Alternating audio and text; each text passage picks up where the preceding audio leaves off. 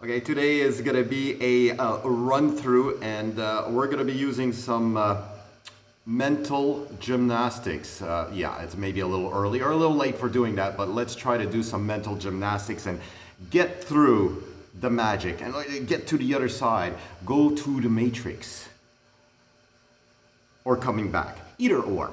Let's start. Okay, here we have our friends here. Okay, we got Saturn, the sun, and the moon, which gave us Saturday. That's right, Saturn gave us Saturday. And it used to be the 6th. It changed, but it used to be the 6th day, being the 6th planet.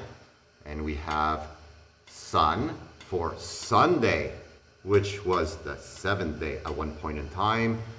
And Moon was, well, became Monday, such as our friend King Solomon. Sol, Oman. All right, so that's how it's done. The first moon.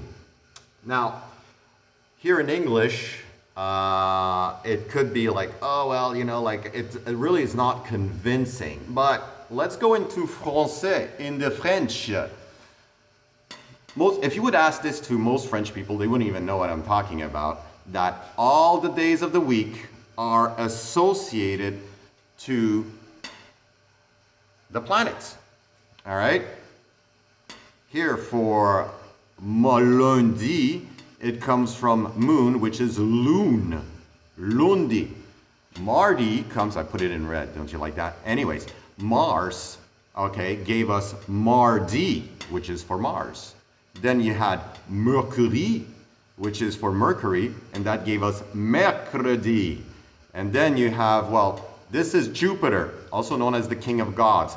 This is something else I'm going to just show you in a second, but not right away. But this is Jupiter, and it gave us jeudi. And this is Venus, okay, and she's also a goddess.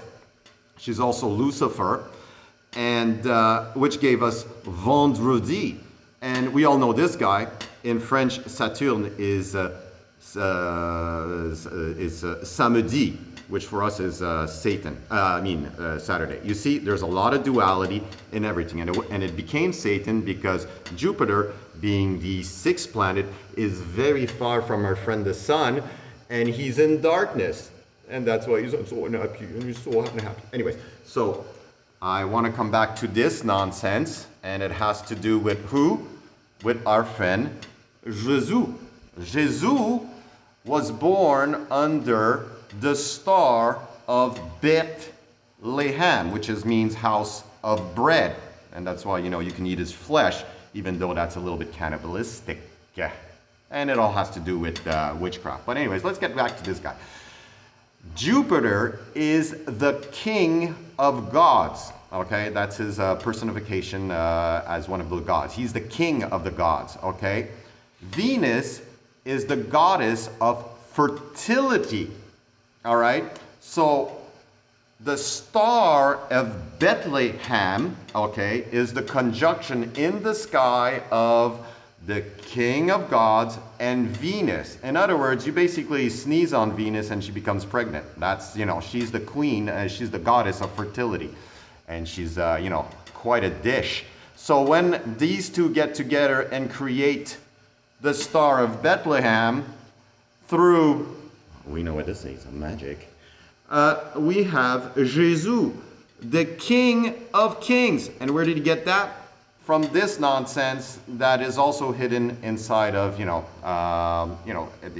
the making of the Bible, which I have to go back over here. The Bible starts Beth with the letter B, Bible, which means duality. And duality has to do with okay, means duo, duality, has to do with things that are two, all right? Like bicycle, binocular.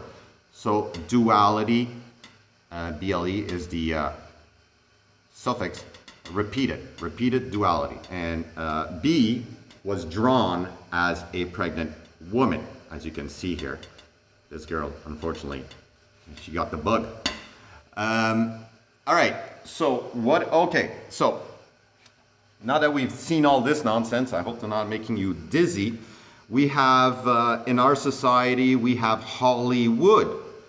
Hollywood is a word that is created out of the wood of the holly, which wizards used to use to make their magic wands. So Hollywood has something to do with magic. In other words, all our culture is sort of derived, comes out of Hollywood and us accepting all kinds of nonsense because they introduce it through the magic of film and the casting. Anyways, so we have casting here.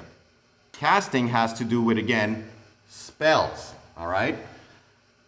When we are spell casting, we are trying to enchant people. And this brings us to our broadcasting, which comes in the form of our television sets. And that's why inside, let's say, CNN, you can find hidden meaning. You can see the 33. Here in the United States, there's ABC, which if you put your letters according to their geometric shapes and their position, because of the numbers, it's, well, your Illuminati sign. Then you have MSNBC. When you start calculating numbers, you have 51. And 5 and 1 gives you the witch's little thing. And when you calculate the other way, it gives you 24, and 2 plus 4 equals 6. And it gives you, again, magic. So it's a lot to digest. It sounds crazy, but I didn't make it. This is all comes from the occult. And when they broadcast their nonsense, it is delivered and it goes into the states, like the states of Florida, the states of New York and all that. And what is the duality of the state? State of mind. So they are broadcasting and casting spells, and this is affecting your state of mind.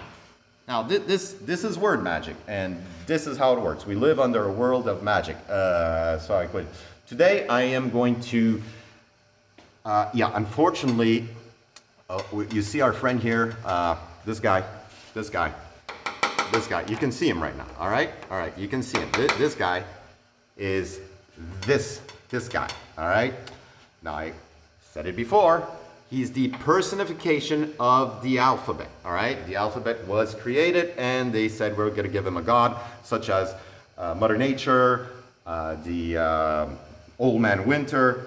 These are characters created, but here we go. So, and unfortunately, I hope the children are not watching because I'm going to crucify God again. I'm not a nice person, but anyways, so here we go. This is God, okay? He's the first. He's associated to the circle. All the attributes of a circle is what was given to God. He's the one and only. He has no beginning, no end. Nobody knows God because that's attributed to the pi, because you can't find the end of pi. So, and anyways, so the ox is God. This all comes from Hebrew. It also represents the son, the father, man, because it's male attributes. And the cross here is an end. This is the Paleo-Hebrew, okay? As I said, the whole thing in the beginning starts with witchcraft, okay? All right, it's witchcraft. So we got our witchcraft over here. So we have the ox and we have the end, which is the end of the Hebrew alphabet, okay? The Aleph Tav. This is Tav. So this is the end. It's also attributed to a covenant. It's last. It's the joining together.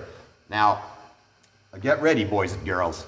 Okay, I just wanted to show you this, that the ox here is hidden inside the symbol here. So there's a duality here, but you have to sort of look for it. It's right there. But anyways, so let's get back to business. Let's... I don't want to do it, but anyways, we're going to do it. We're going to crucify Jesus Christ, all right? We're going to join together the ox and the Tav, okay? He is the Aleph Tav, and he had to end on the cross. As you can see, this here is really this here, but Boom! There you go. There you go. This is Jesus Christ, the Aleph Tav crucified. In other words, look at this. The beginning word and the last word joined together, it's the Aleph Tav. And that's what everybody's been fighting about. Who is Jesus? He's right here, baby. He's right here. He's the Aleph Tav. Anyways, so that's it for today. Enjoy the world of witchcraft, and talk to you another time. Thanks for joining. Oh, I forgot. Remember, this is the Kaaba of Allah, which is the Kabbalah. All right, all this nonsense comes and makes a bunch of people run in circles around a black cube in Mecca. So there you go. Let's teach the world what this is all about. It's all black magic.